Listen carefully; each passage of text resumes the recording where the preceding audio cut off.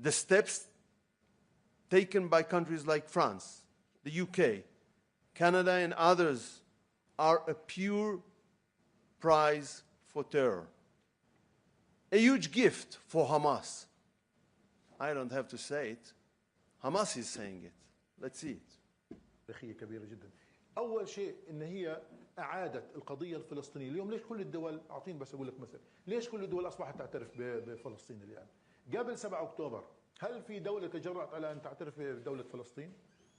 أعطيني بس مثال. الآن حصاد 7 أكتوبر هو الذي خلى كل العالم يفتح عيونه على القضية الفلسطينية. Here you saw a senior member of Hamas clearly stating, these are the fruits of October 7th. These countries must understand the consequences of their actions. I warned on this very stage, some of you were here, that recognizing a virtual Palestinian state will lead to the assassination of the chances to reach a hostage deal and the ceasefire. This is exactly what happened. It's immoral, and it's also politically foolish. They claim that they seek the end of the war, but their actions directly prolonged it.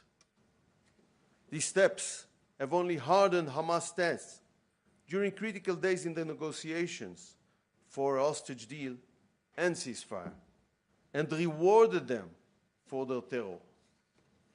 It is a huge mistake. It is morally distorted. It is geopolitically foolish. It is time for this country to do some soul-searching. If you cannot help, for God's sake, don't continue to cause damage to all the people living in our region. Foreign Minister, we'll now open it for questions. It's over there.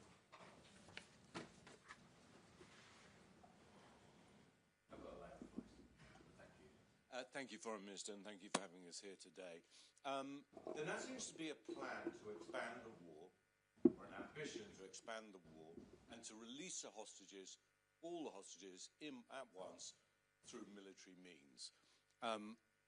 Can you explain a little more how this will work? Dean Witkoff also saying that all the hostages will be released at once. How is that possible when there's been a failure to release them in small groups in the last few weeks? Thank you.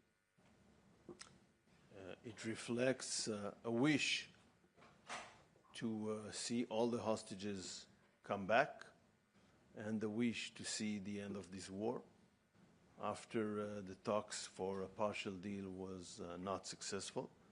And this is basically what I believe Mr. Witkoff said.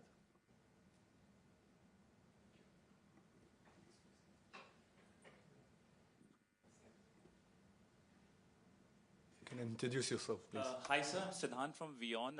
WION is India's international channel. My question to you is, India has been a victim of terrorism. Israel has been a victim of terrorism. How have you supported India in the aftermath of the Pahalgam terror attack? India has been a victim of cross-border terrorism. So if you can perhaps give your view on your support to India when it comes to dealing with cross-border terrorism. And my second question is, the India-Middle East-Europe corridor is an ambitious corridor. But where do you see the future of it, given the fact that situation in this region remains very volatile? I didn't get the second question, but if to refer, this is a very good thing to ask one question, and then I can remember it and answer, and maybe afterwards asking a second question. But as far as I can recall, and I think I remember it quite well, when India was a few weeks ago a victim for a terror attack, I published a very clear statement on the issue. We condemn terrorists everywhere, of course, when our Indian friends are hurted, but anywhere else, and I did it at real time.